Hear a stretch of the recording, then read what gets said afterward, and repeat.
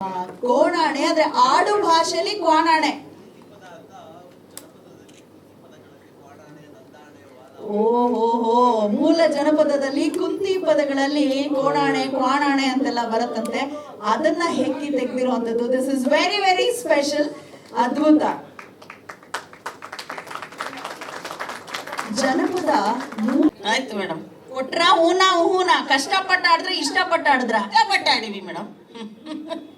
ಹೆಂಗ ಅನ್ಸ್ತಾ ಇದೆ ದೊಡ್ಡ ಪರದೆ ಮೇಲೆ ನೀವಿಬ್ರು ಇಷ್ಟು ಚೆನ್ನಾಗಿ ಕಾಣ್ತಿದ್ದೀರಾ? ನೀವ್ ಹಾಡಿರೋಂತ ಹಾಡಿಗೆ ಎಲ್ಲರೂ ಶಿಳ್ಳೆ ಚಪ್ಪಾಳೆ ಕೊಟ್ರು, ಏನ್ ಅನ್ಸ್ತು? ಸಂತೋಷ ಆಯ್ತು ಮೇಡಮ್, ಖುಷಿ ಆಯ್ತು ನಮ್ಗೆ. ಬರಲ್ಲ ನಾವು ಅಂತ ಅಂದ್ಬಿಟ್ಟು ಬಂದ್ರಿ. ನಾವೆಲ್ಲ ಹಳ್ಳಿಲಿ ಕೂತಿದೀವಿ, ಇಲ್ಲಿಗೆಲ್ಲ ಹೋಗಲ್ಲ, ಇದೆಲ್ಲ ಮಾಡಲ್ಲ ಅಂತ ನಮ್ಗೆ ಗೊತ್ತಾಯ್ತು. ಅದಕ್ಕೆ ಹೋಗ್ಲೇಬೇಕಲ್ಲ, ಹಳ್ಳಿಲಿ ಕೂತಿದ್ರೆ ಆಗಲ್ಲ, ಹೋಗ್ಲೇಬೇಕು ಅಂತ ಬಂದಿದೀವಿ ಮೇಡಮ್. ನೋಡೋಣ ಒಂದ್ ಕೈ ಅನ್ಕೊಂಡ್ ಬಂದ್ವಿ. ಹೌದು ಮೇಡಮ್. ಹೆಂಗನ್ಸ್ತು ಒಂದ್ ಕೈ ನೋಡಿದ್ಮೇಲೆ? ಖುಷಿ ಆಯ್ತು ಮೇಡಮ್, ಹೋಗ್ಬೇಕು ಅಂತ.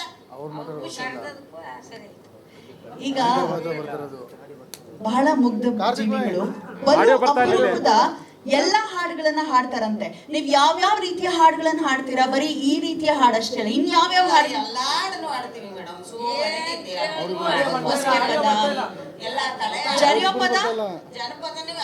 ಜರಿಯೋಪದ, ಜರಿಯೋಪದ, ಒಡ್ಚು ಪದ, ಯಾವ್ದಾದ್ರು ಒಂದು ನೀವಿಬ್ರು ಒಡ್ಚೋ ಪದಗಳನ್ನ ಒಂದೇ ಒಂದು ಹಾಡ್ಬೋದು. ಒಂದು ಹಾಡಿ. ಆಡಿಯೋ ಬರ್ತಾ ನೋಡಿ. ಆಡಿಯೋ ಬರ್ತಲ್ವಾ? ಅಲ್ಲ, ನಿಮ್ದು ಬರ್ತಾ ಇದೆ, ಅವ್ರಿಬ್ರು ಬರ್ತಿಲ್ವಾ?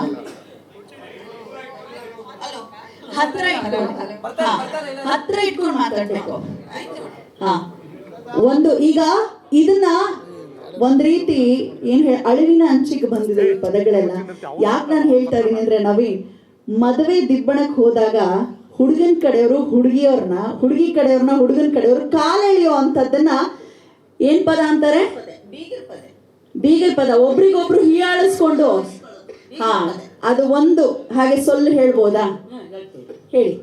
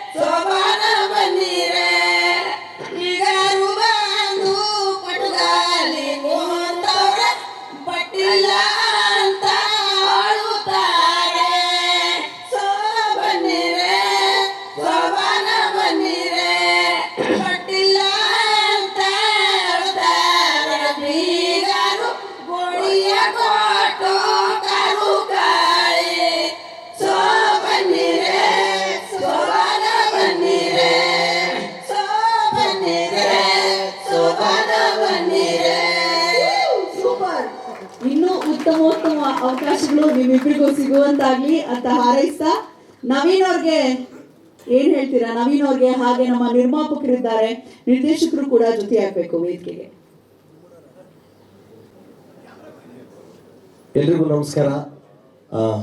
ಲೂಸಿಯಾ ಮುಖಾಂತರ ನನ್ನ ಜರ್ನಿ ಶುರುವಾಯಿತು. ಹಿಂಗೆ ನಾನು ಹಳ್ಳಿಲಿ ಹುಟ್ಟು, ಹಳ್ಳಿ ಬೆಳೆದು, ಹಳ್ಳಿಲಿ ಈ ಥರ ನಮ್ಮೂರುಗಳಲ್ಲಿ ಈ ಥರ ಜನಪದ ಹಾಡುಗಳನ್ನ ಆಡ್ತಾ ಇರೋರ ಜೊತೆ ನಾನು ನಮ್ಮೂರಲ್ಲಿ ಅಲ್ಲೆಲ್ಲೋ ಒಂದು ಹಾಡು ಹೇಳೋಕ್ಕೆ ಶುರು ಮಾಡಿದ್ರೆ ಅಲ್ಲಿ ಹೋಗಿ ಕೇಳೋಣ ಅಂತ ಓಡೋಗಿ ಕೂತ್ಕೊಂತ ಇದೆ ಅವ್ರ ಜೊತೆ.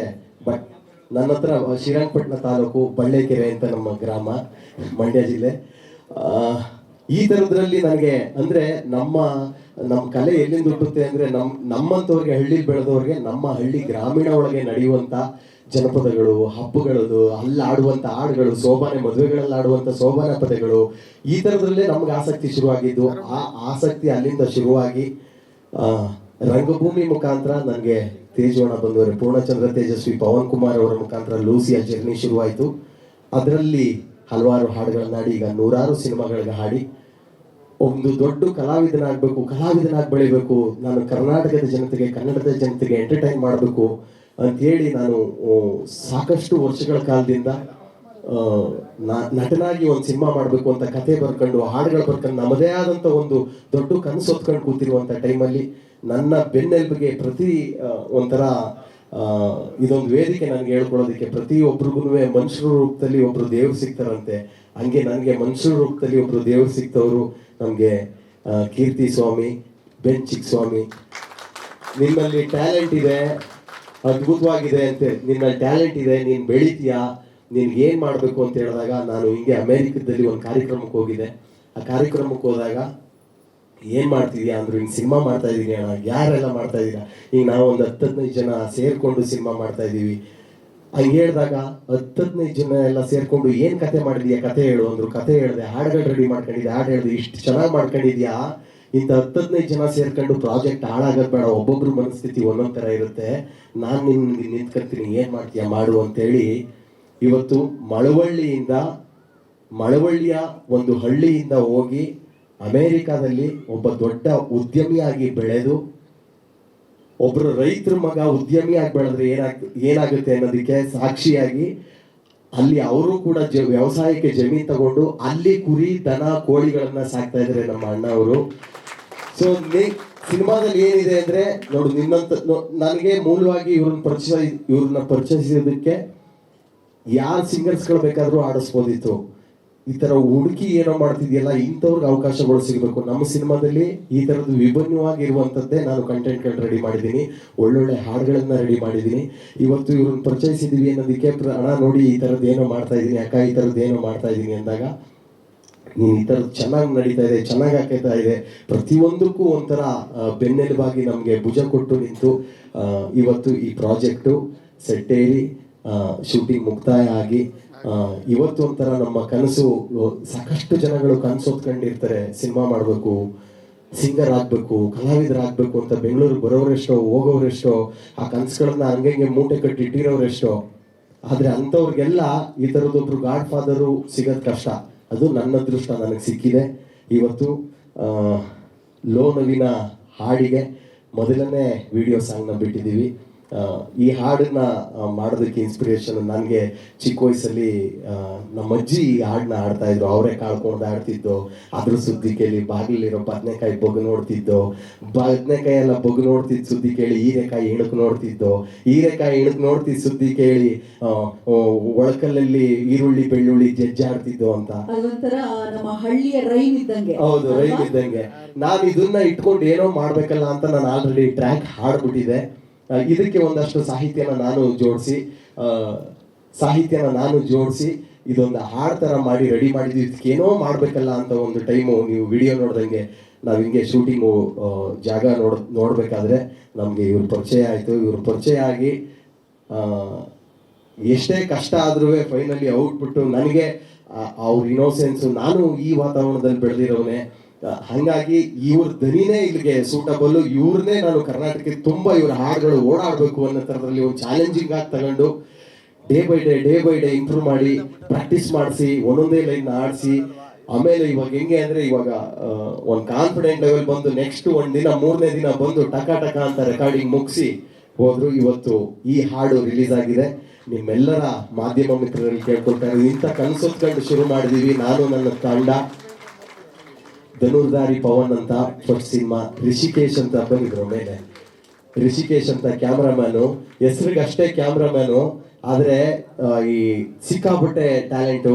ಇಲ್ಲಿ ಕೂತಿದ್ದೀರಲ್ಲ, ನಿಮ್ಮನ್ನ ಬರೀ 2 ನಿಮಿಷದಲ್ಲಿ ಹಿಂಗೆ ಪೆನ್ನು ಪೇಪರ್ ಇಟ್ಕೊಂಡು ಹಿಂಗೆ ಬರ್ದು ಬಿಡ್ತಾರೆ, ಹಿಂಗೆ ಟಗ ಅಂತ ಬರ್ಬಿಟ್ಟು ಹಿಂಗೆ ತೋರಿಸ್ಬಿಡ್ತಾರೆ. ಅಂತ ಟ್ಯಾಲೆಂಟು. ಕ್ಯಾಮ್ರಾಮ್ಯಾನ್ ಅಂತಾರೆ ಕ್ಯಾಮ್ರಾ ಮಾಡ್ತಾರೆ, ಡೈರೆಕ್ಷನ್ ಅಂದ್ರೆ ಡೈರೆಕ್ಷನ್ ಮಾಡ್ತಾರೆ, ಎಡಿಟಿಂಗ್ ಕೊಟ್ಟರೆ ಸಿಸ್ಟಮ್ ಮುಂದೆ ಕೂತ್ಕೊಂಡ್ರೆ ಎಡಿಟಿಂಗ್ ಮಾಡ್ತಾರೆ, ಇಲ್ಲ ಪೋಸ್ಟ್ ಡಿಸೈನರ್ ಸಿಕ್ಕಿಲ್ಲ ಅಂದ್ರೆ ಪೋಸ್ಟ್ ಡಿಸೈನಿಂಗ್ ಮಾಡ್ತಾರೆ. ಹಂಗೆ ಯಾವುದು ಇಲ್ಲ ಅನ್ನೋಂಗಿಲ್ಲ. ಲಾಸ್ಟಲ್ಲಿ ಯಾರು ಸಿಗ್ಲಿಲ್ಲ ಅಂದ್ರೂ ಅವರು ಫೋನ್ ಮಾಡಿದ್ರೆ ಎಲ್ಲ ಕೂತ್ ಕಳಿಸ್ಬಿಡ್ತಾರೆ. ಅಂತ ಕಲಾವಿದನ ಸಪೋರ್ಟು ಲೋ ನವೀನಾಗೆ ತುಂಬಾ ಪ್ರಾಮುಖ್ಯತೆ ಇದೆ, ನಮಗೆ ತುಂಬಾ ಹೆಲ್ಪ್ ಆಗಿದೆ. ಅವರು ನಮ್ಮ ಟೀಮಿಗೆ ಬಂದು ಜಾಯ್ನ್ ಆಗಿದ್ದು. ಈ ಥರದೇ ಸಾಕಷ್ಟು ನಾವು ಒಂದು ಟೀಮ್ ಕಟ್ಟಿ ಒಂದು ಶ್ರಮದಿಂದ ಹಗಲು ರಾತ್ರಿ ಕಷ್ಟಪಟ್ಟು ನಿಮಗೆ ತಲುಪುವಂತ, ಅಂದ್ರೆ ನಾವು ಏನ್ ನೋಡಿರ್ತೀವಿ, ನಾವು ಏನ್ ಕೇಳಿರ್ತೀವಿ ನಮ್ಮ ಹಳ್ಳಿಗಾಡಲ್ಲಿ, ಅದನ್ನೇ ಒಂದು ಕಥೆಯಾಗಿ ಜೋಡಿಸ್ತಾ ಪೋಣಿಸ್ತಾ ಎಷ್ಟು ಎಂಟರ್ಟೈನ್ ಮಾಡ್ಬೋದು ಈ ಚಿತ್ರದ ಮುಖಾಂತರ. ಆ ಪೋಸ್ಟರ್ ನೋಡಿದ್ರೆ ನಿಮ್ಗೆ ಒಂದು ನಗು ಬರುತ್ತೆ ಅಲ್ವಾ, ಈ ಹಾಡು ಕೇಳಿದ್ರೆ ಅದೊಂದು ಪ್ರಕೃತಿ, ಆ ಹೊಲ, ಆ ಗದ್ದೆ, ಆ ಜನ, ಹಳ್ಳಿ ಜನ, ಆ ಅವರೆಕಾಳು, ಆ ಉಪ್ಸಾರು, ನನಗಿತ್ತು ಅದು ಆ ಥಿಯೇಟ್ರಲ್ಲಿ ನೋಡಿದವ್ರಿಗೆ ಒಂದು ಕ್ಷಣ ಬಾಯಲ್ಲಿ ನೀರು ಬರಬೇಕು. ಆ ಉಪ್ಸಾರಿಗೆ ಮುದ್ದೆನ ಮುರ್ಕೊಂಡು ತಟ್ಕೊಂಡು ಬಾಯಿಗೆ ಹಾಕಿದ್ರೆ ಎಂಥವ್ರಿಗೂ ನೀರು ಬರಬೇಕು. ಅದು ನನಗೆ ಫೇವ್ರೇಟ್ ತುಂಬ ಉಪ್ಸಾರು. ನಮ್ಮ ಮನೇಲಿ ಯಾವಾಗಲೂ ಬೆಳಗ್ಗೆ ತಿಂಡಿನೇ ಬೇಡ ನಮಗೆ, ಉಪ್ಸಾರು ಬಿಸಿ ಮುದ್ದೆ ಕೊಟ್ಬಿಟ್ರೆ ಸಾಕು. ಹಂಗಾಗಿ ಹಂಗೆ ಉಟ್ಕೊಂಡಿದ್ದ ಹಾಡು, ಹಂಗೆ ಶುರುವಾಗಿದ್ದು. ನಿಮ್ಮೆಲ್ಲರ ಆಶೀರ್ವಾದ, ಪ್ರೀತಿ, ನಮ್ಮ ಈ ಕಲಾವಿದರುಗಳು ಇನ್ನು ವಿಭಿನ್ನವಾದಂತಹ ಹಾಡುಗಳಿವೆ, ವಿಭಿನ್ನವಾದಂಥ ತುಂಬ ನಾನು ಏನೋ ಎಕ್ಸ್ಟ್ರಾಡಿನರಿ ಮಾಡಿದ್ದೀವಿ ಈ ಸಿನಿಮಾದಲ್ಲಿ ಅಂತ ಹೇಳಕ್ ಹೋಗಲ್ಲ. ಆದರೆ 2 ಗಂಟೆ ಟೈಮು ನೀವು ಹೆಂಗೆ ಬಂದು ಕೂತಿದ್ದು ಎದ್ದೋಗ್ತೀರಾ ಅನ್ನೋದಂತೂ ಗೊತ್ತಾಗದೆ ಇರುವಷ್ಟು ನಾವು ಎಂಟರ್ಟೈನ್ ಮಾಡಿದ್ದೀವಿ. ನಿಮ್ಮೆಲ್ಲರ ಪ್ರೀತಿ, ಆರೈಕೆ, ಸಪೋರ್ಟ್ ನಮ್ಮ ಮೇಲೆ ಇರಲಿ, ನಮ್ಮಂಥ ಕಲಾವಿದರ ಮೇಲೆ ಇರಲಿ ಅಂತ ಮಾಧ್ಯಮ ಮಿತ್ರರಲ್ಲಿ ಕೇಳ್ಕೊತೀನಿ. Thank you so much. ಧನ್ಯವಾದಗಳು. ಋಷಿಕೇಶ್ ಅವ್ರಿಗೆ ನೀವು ಮಲ್ಟಿ ಟ್ಯಾಲೆಂಟೆಡ್ ಅಲ್ರಿ, ನೀವು ಏನು ಕಮ್ಮಿ ಇಲ್ಲ. ಈ ಸಿನಿಮಾದ ಕಥೆನೂ ನಿಮ್ದೇ. ಆರ್ಕೆಸ್ಟ್ರಾ ಮೈಸೂರು ಅಂತ ಸಿನಿಮಾನ ಸುನೀಲ್ ಮತ್ತೆ ನಾನು ಸೇರಿ ಕೂತ್ಕೊಂಡು ಮಾಡಿದಂಥ ಕತೆ. ಇದಕ್ಕೆ ಇಬ್ಬರೇ ಅಂತ ಹೇಳಕ್ಕಾಗಲ್ಲ, ಸಾಕಷ್ಟು ಡೈರೆಕ್ಟರ್ ಇರ್ಬೋದು, ಋಷಿಕೇಶ್ ಇರ್ಬೋದು, ಎಲ್ಲ ಕೂತ್ಕೊಂಡು ಟೀಮ್ ವರ್ಕ್ ಮಾಡಿದೀವಿ. ಅಂದ್ರೆ ಒನ್ ಲೈನ್ ನಾವು ಬರ್ಕೊಂಡಿರ್ಬೋದು, ಆದರೆ ಟೀಮ್ ಇಂದ ಯಾವುದೂ ನಾವು ಒಬ್ಬರು ತರದಾಗಲ್ಲ. ಟೀಮ್ ವರ್ಕ್ ಇಂದನೇ ನಮಗೆ ಸಿನಿಮಾ ಒಂದು ಒಳ್ಳೆ ಔಟ್ಪುಟ್ ಬಂದಿದೆ. ಇನ್ನೂ ಬೇರೆ ಬೇರೆ ಹಾಡುಗಳಿದೆ, ವಿಭಿನ್ನವಾದ ಹಾಡುಗಳಿವೆ. ಕಾನ್ಫಿಡೆನ್ಸ್ ನಮ್ಮ ಕಣ್ಣಲ್ಲಿ ಕಾಣ್ತಾ ಇದೆ ಅಂತ ನಿಮ್ಗೆ ಅನ್ಸುತ್ತೆ, ನಾನು ಅನ್ಕೊಂಡಿದ್ದೀನಿ. ನಾವು ಚೆನ್ನಾಗಿ ಮಾಡಿದೀವಿ. ನಾವು ನಿಮಗೆ ತಲುಪಿಸ್ತೀವಿ, ನಮ್ಮನ್ನ ಜನಗಳಿಗೆ ತಲುಪಿಸುವಂತ ಕೆಲಸನ ನಾವು ಮಾಧ್ಯಮದವರು ಮಾಡಿ ಅಂತ ನಾನು ಈ ಮುಖಾಂತರ ಕೇಳ್ಕೊಳ್ತೀನಿ.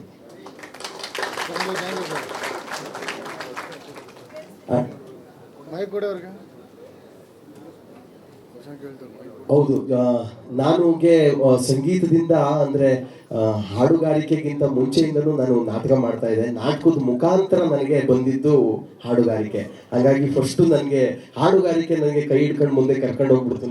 ಧ್ವನಿ ವಿಶೇಷವಾಗಿದೆ, ನಿನ್ನ ಹಾಡುಗಳು ಕೇಳಕ್ಕೆ ಇಷ್ಟ ಆಗುತ್ತೆ ಅಂತ ಕಾರ್ಯಕ್ರಮಗಳ ಮುಖಾಂತರ ನನಗೆ ಹಾಡುಗಾರಿಕೆ ಜಾಸ್ತಿ ಆಯಿತು. ಆದರೆ ನಟನಾಗಿ ಬೆಳಿಬೇಕು, ನಟನಾಗಿ ನಾನು ಕೆಲಸ ಮಾಡಬೇಕು ಅನ್ನೋದು ನನ್ನ ದೊಡ್ಡ ಕನಸಾಗಿತ್ತು. ಹಂಗಾಗಿ ಸಂಗೀತನೂ ನೋಡಿ ನಾನೇ ಮಾಡ್ಕೊಂಡು ಈ ಥರದ್ದು ವಿಭಿನ್ನವಾಗಿ, ಅಂದರೆ ನಾನು ನಟನಾದಾಗ ನನಗೊಂದು ಇದೊಂದು ವೇದಿಕೆ, ನನ್ಗೊಂದು ಸ್ಟೇಜು, ನನ್ನ ದಾರಿನ ನಾವು ಸೃಷ್ಟಿ ಮಾಡ್ಕೊಬೋದು. ಈ ಥರದ ಹಾಡು ನಾನು ಯಾರಿಗೋ ಹೋಗಿ ಉಪ್ಸಾರು ಮುದ್ದೆ ಮಾಡೋದು ಒಂದು ಹಾಡು ಮಾಡಿ ಅಂದರೆ ಇನ್ಯಾವ ಹಾಡು ಇಲ್ವಾ ಅಂತಾರೆ. ಆದರೆ ನಾವು ಕೂತ್ಕೊಂಡು ಉಪ್ಸಾರು ಮುದ್ದೆ ಅಲ್ಲ, ಮಾಂಸ ಸಾರ್ದು ಒಂದು ಹಾಡು ಮಾಡವ ಅನ್ಬೋದು, ನುಗ್ಗೆಕಾಯಿ ಸಾರ್ದು ಒಂದು ಹಾಡು ಮಾಡವ ಅನ್ಬೋದು. ಅಂದ್ರೆ ಸಾರುಗಳಂತಲ್ಲ, ಏನ್ ಬೇಕಾದ್ರೂ ನಮ್ಗೆ ಕಾನ್ಫಿಡೆನ್ಸ್ ಕೊಡುವಂಥದ್ದು. ಹಾಗಾಗಿ ನಮ್ಮ ವೇದಿಕೆನ ನಾವೇ ಸೃಷ್ಟಿ ಮಾಡ್ಕೊಬೇಕು ಅಂತೇಳಿ ನಾನು ಇನ್ನೂ ಹೆಚ್ಚು ಜನಗಳಿಗೆ ಎಂಟರ್ಟೈನ್ ಮಾಡೋಣ ಅಂತ ಸಂಗೀತದಿಂದ ನಟನೆಗೆ ಬಂದಿದ್ದೀನಿ. ಹೌದು, 2 ಜವಾಬ್ದಾರಿಗಳು ತುಂಬಾ ಒತ್ತಡ ಇದೆ. ಆದರೆ ಅದನ್ನ ತುಂಬಾ ಒತ್ತಡ ಅನ್ಕೊಂಡ್ರೆ ನಿಭಾಯಿಸೋದು ತುಂಬಾ ಕಷ್ಟ. ನಾನು ಒತ್ತಡ ಅನ್ಕೊಳ್ಳದೆ ನಾನು ತುಂಬಾ ಎಂಜಾಯ್ ಮಾಡ್ಕೊಂಡು ಆ ಜವಾಬ್ದಾರಿನ ನಿಭಾಯಿಸ್ತಾ ಇದ್ದೀನಿ. ಅದಕ್ಕೆ ನನ್ನ ಟೀಮು ನನಗೆ ತುಂಬಾ ಸಪೋರ್ಟಿವ್ ಆಗಿದೆ. ಇದರಲ್ಲಿ 6 ಸಾಂಗ್ಗಳಿವೆ, ಮತ್ತೆ 1 ಬಿಟ್ಟು ಸಾಂಗ್ ಇದೆ. ಇದು ಮೊದಲನೇ ಹಾಡು. 6 ಸಾಂಗ್ಗಳಲ್ಲಿ 2 ಸಾಂಗು ಗೌಸ್ವೀರ್ ಅವರು ಬರೆದಿದ್ದಾರೆ, 1 ಸಾಂಗು ಹೊಸಬ್ರು ಬರೆದಿದ್ದಾರೆ, ಇನ್ನೊಂದು ಸಾಂಗ್ ಇನ್ನೊಬ್ಬ ಹೊಸಬ್ರು ಬರೆದಿದ್ದಾನೆ, 1 ಸಾಂಗ್ ನಾನು ಬರೆದಿದ್ದೀನಿ. ಇನ್ನು ಸಾಕಷ್ಟು ಜನ ವರ್ಕ್ ಮಾಡಿದ್ದೀವಿ. ಹೌದು, ಈಗ ನೀವು ಈ ಕೋಣಾಣೆ, ನಂದಾಣೆ, ವಾಲಾವೋ ನೀವೇನು ನೋಡಿದ್ರಿ, ಹಾಡೊಳಗಡೆ ನೀವೇನು ನೋಡಿದ್ರಿ, ಆ ದೃಶ್ಯಗಳು, ಆ ಚಿತ್ರಗಳು, ಆ ಹೊಲ, ಗದ್ದೆ, ಜಮೀನು, ಆ ಕ್ಯಾರೆಕ್ಟರ್ಗಳೆಲ್ಲ ಏನು ಬಂದು ಅದೇ ಜಾನರಲ್ಲಿ ಸಿನಿಮಾ ಇರುತ್ತೆ. ಆಮೇಲೆ ಎಲ್ರಿಗೂ ಕನೆಕ್ಟ್ ಆಗುತ್ತೆ. ನಮ್ಮ ಬದುಕಲ್ಲೂ ಹಿಂಗೇನೋ ಆಗಿತ್ತಲ್ವಾ, ನಾವು ಇದು ನೋಡಿದ್ವಲ್ವಾ ಅನ್ನೋ ಥರದ್ದು ಕನೆಕ್ಟ್ ಆಗುತ್ತೆ. ಒಂದು ಮುದ್ದಾದ ಏನು love story cinema, situational comedy, sitcoms ಕತೆ ಇದು ಜಾನರ್. ಆರ್ಕೆಸ್ಟ್ರಾ ಮೈಸೂರು ಅಥವಾ ಮೈಸೂರು ಆರ್ಕೆಸ್ಟ್ರಾ ಸಿನಿಮಾ ನೋಡಿದವ್ರು ಗೊತ್ತಿರುತ್ತೆ ಎಷ್ಟು ಸೈಕಲ್ ಹೊಡೆದು. ಅದು ಆಕ್ಚುಲಿ ನಮ್ಮ ನವೀನ್ ಸಜ್ಜು ಅವರ ಜೀವನದ ಕಥೆಯೇ ಅವರು ಮತ್ತೆ ರಘು ದೀಕ್ಷಿತ್ ಅವರು ಕೂಡಿ ಬರೆದಿರುವಂತದ್ದು ಅಂತ ನಾನು ಕೇಳ್ಪಟ್ಟಿದ್ದೆ. ಸೊ ಎಷ್ಟು ಸೈಕಲ್ ಹೊಡೆದು ಇಲ್ಲಿ ಬಂದು ನಿಂತಿದ್ದಾರೆ. ಮಿತ್ರರಿಗೆ ನಮಸ್ಕಾರ, ಹಾಗೂ ಬಂದಿರೋ ಭಗಿನಿಯರಿಗೆ ನಮಸ್ಕಾರ.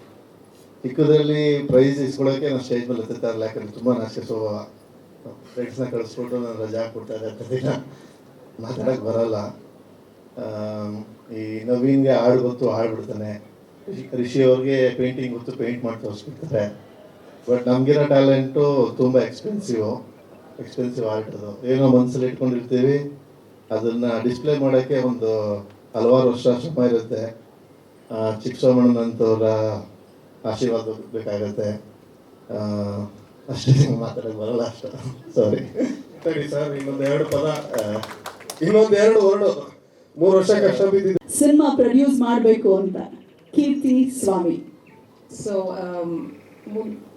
ಎಲ್ಲರಿಗೂ ನಮಸ್ಕಾರ, ಎಲ್ಲರಿಗೂ ಥ್ಯಾಂಕ್ಸ್ ತುಂಬ ಬಂದಿದ್ದಕ್ಕೆ. ಈ ಟ್ರಾಫಿಕ್ನಲ್ಲಿ ಬಂದಿದ್ದಕ್ಕೆ ಇನ್ನೂ ತುಂಬ ಥ್ಯಾಂಕ್ಸು. ಇಲ್ಲಿ ಬರೋದಕ್ಕೆ ನಾನು ಏರ್ಪೋರ್ಟ್ ರೋಡಿಂದ 2 ಗಂಟೆ ಆಯಿತು. So I am so happy to see all that you made it. So ಇದು ನವೀನು USA ಬರ್ತಾ ಇದ್ರು ಅವ್ರ ಶೋಗೆಲ್ಲ, ತುಂಬ ಇಂಪ್ರೆಸ್ ಮಾಡಿದ್ರು. ನಮ್ಮನ್ನೇ ಅಲ್ಲ, ಎಲ್ಲಾನು ಇಂಪ್ರೆಸ್ ಮಾಡಿದ್ರು. ಸೊ ಒಂದಿನ ಕೂತ್ಕೊಂಡು ಮಾತಾಡ್ತಾ ಇದ್ವಿ, ಆವಾಗ ಈ ಮೂವಿ ವಿಷಯ ಬಂತು. ಸೊ ಮೂವಿ ವಿಷಯ ಬಂದಾಗ ನಾನು ಇವರು ಕೂತ್ಕೊಂಡು ಡಿಸ್ಕಸ್ ಮಾಡಿದ್ವಿ. ಆಮೇಲೆ ಇದೆಲ್ಲ ಮಾತಾದ್ಮೇಲೆ ಸೊ ನಾವು ಖಂಡಿತ ಇನ್ವೆಸ್ಟ್ ಮಾಡ್ತೀವಿ ಅಂತ ಆವಾಗಲೇ ನವೀನಿಗೆ ಹೇಳ್ಬಿಟ್ಟು ಇನ್ವೆಸ್ಟ್ಮೆಂಟಿಗೆಲ್ಲ ಸೈನ್ ಎಲ್ಲ ಮಾಡಿ ಸ್ಟಾರ್ಟ್ ಮಾಡಪ್ಪ ಅಂತ ಹೇಳಿ ಮಾಡಿದ್ವಿ. ಅದಲ್ಲದೆ ಏನಂದರೆ ನಾನು US 35 ವರ್ಷ ಆಯಿತು ಇದ್ದು. ಬಟ್ ನನಗೆ ನಮ್ಮ ಕನ್ನಡ, ನಮ್ಮ ಭಾಷೆ, ನಮ್ಮ ಕರ್ನಾಟಕ, ನಾನು ಬೆಂಗಳೂರವಳು. ಸೊ ನಮ್ಮ ಬೆಂಗಳೂರು ಅದೆಲ್ಲ ನನಗೆ ತುಂಬಾ ಊಟ ಬೆಳೆದೆಲ್ಲ ಬೆಂಗಳೂರು. ಸೊ ಇವರು ಮಂಡಿದವರು. ಸೊ ಅದು ನನಗೆ ತುಂಬ ಸ್ವಾಭಿಮಾನ ಇದೆ, ಆಸೆ ಇದೆ. ನಮ್ಮ ಕರ್ನಾಟಕ, ನಮ್ಮ ಕನ್ನಡ ಜನರು ಯಾರು ಬರ್ತಾರೆ ಇಲ್ಲಿಂದ USA ಹೆಲ್ಪ್ ಮಾಡ್ತೀವಿ ನಾನು ಇವರು.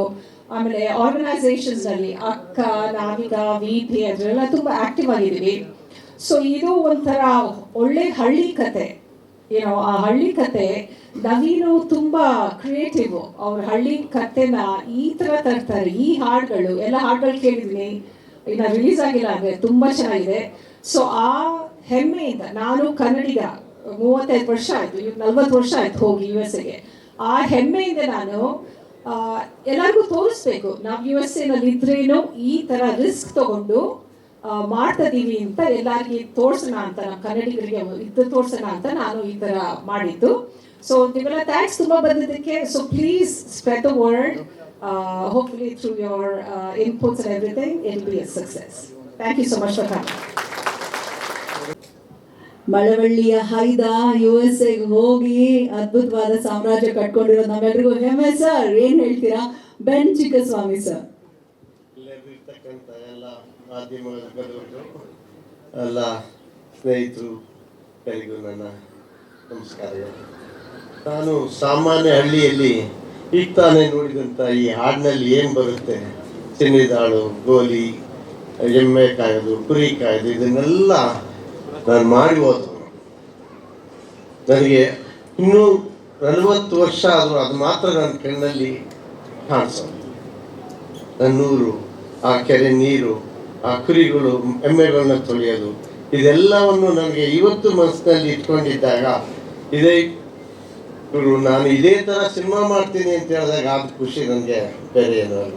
ಆದ್ದರಿಂದ ಅವರಿಗೆ ನಾನು ಭಾಳ ಪ್ರೋತ್ಸಾಹ ಮಾಡಿಸ್ತೀನಿ. ನಾನು ಅಮೇರಿಕಾದಲ್ಲಿ 40 ವರ್ಷ ಇದ್ರೂ ನಾನು ಮಾತಾಡೋದೇ ಕನ್ನಡ. ಇದಕ್ಕೊಂದು ಉದಾಹರಣೆ ಕೊಡ್ತೀನಿ. ನನ್ನ ಸ್ನೇಹಿತರೊಬ್ಬರು ಪಬ್ಲಿಕ್ ಟಿವಿ ಸಂಪಾದಕರು ರಂಗನಾಥ್ ಅಂತಿದ್ದಾರೆ. ಅವ್ರ ಮನೆಯಲ್ಲಿ ನಾವು ಬೆಳಿಗ್ಗೆ ಎದ್ದೋಗಿ ಕಾಫಿ ಕುಡಿತಾ ಇದ್ವಿ. ಅವರು ಆತ್ಮೀಯ ಸ್ನೇಹಿತರು ಕೂಡ ನನಗೆ. ಅವ್ರ ಮಗಳು 10 ವರ್ಷ ಅಥವಾ 12 ವರ್ಷ ಇರ್ಬೋದು. ನಾನು ಹೋದಾಗ ಚಾಕ್ಲೇಟ್ ಕೊಡ್ತಿದ್ದೆ, ಗಂಟೆಗಟ್ಟಲೆ ಮಾತಾಡ್ತಾ ಕೂರ್ತಾ ಇದ್ವಿ. ಒಂದು ದಿವಸ ಅವ್ರ ಕಸಿನ್ಸ್ಗಳು ಮನೆಗೆ ಬಂದಿದ್ದಾರೆ ಮೈಸೂರಿಂದ. ರಂಗನಾಥ್ ಬರಲು ಕುಸ್ತಿ ಆಡ್ತಾ ಇದ್ದಾರೆ ಅವ್ರ ಜೊತೆಯಲ್ಲಿ. ಆವಾಗ ನಾನು ಕರೆದು ಕೇಳಿದೆ, ಯಾಕಮ್ಮ ಅವ್ರ ಜೊತೆ ಕುಸ್ತಿ ಆಡ್ತಿದ್ದೆ? ಅಂಕಲ್, ಇವರೆಲ್ಲ ನೀವು ಅಮೇರಿಕಾದಲ್ಲೆಲ್ಲ ಎಲ್ಲೋ ಹಳ್ಳಿಯಿಂದ ಬಂದಿದ್ದಾನೆ ಅಂತ ಹೇಳ್ತಾರೆ ಅಂಕಲ್, ಹೇಳ್ತೀರ ಅಂತ. ಯಾಕೆ ಹೆಂಗೆ ಹೇಳ್ತಾರೆ ಅಂತ ಕೇಳಿದೆ. ನೀವು ಮಾತಾಡೋದು ಯಾವುದೋ ಹಳ್ಳಿ ಭಾಷೆ ಇದೆಯಲ್ಲ, ಅವ್ರು ಒಪ್ಕೋತಾನೆ ಇಲ್ಲ ಅಂತ ಕೇಳಿದೆ. ಅದೇ ಥರ ನಾನು ಅಮೇರಿಕಾದಲ್ಲೂ ಈಗಲೂ ಅದೇ ಭಾಷೆ, ಅದೇ ಊಟ. ಯಾರೇ ಅಮೇರಿಕಾಗೆ ಬಂದ್ರೂ ಉಪ್ಸಾರು, ಮುದ್ದೆ. ಇಲ್ಲಿಂದಲೇ ಖಾರವನ್ನ ಕಲ್ಲಿನಲ್ಲಿ ರುಬ್ಬಿಸ್ಕೊಂಡು ಹೋಗಿ ಇಂಡಿಯಾದಿಂದ ಯಾರು ತಗೊಂಡೋಗ್ತಾರೆ ಏನಂತ ಹೇಳೋಂಗಿಲ್ಲ. ನಾನು ತಗೊಳ್ಳೋದು ರಾಗಿ ಹಿಟ್ಟು, ಖಾರ. ಇದಕ್ಕೋಸ್ಕರ ನೀವು ನನ್ನಿಂದ ಇದೇ ರೀತಿ ಸಿನಿಮಾ ಮಾಡಬೇಕು ಅಂತ ಒಂದು ಆಸಕ್ತಿ ನನ್ನ ಜೀವನದಲ್ಲಿ ಇತ್ತು, ಹೃದಯದಲ್ಲಿ. ಇವತ್ತು ಅದೇ ಸಿನಿಮಾ ಬರ್ತಿದೆ. ಎಲ್ಲರೂ ನೋಡಿ ಈ ಕನ್ನಡ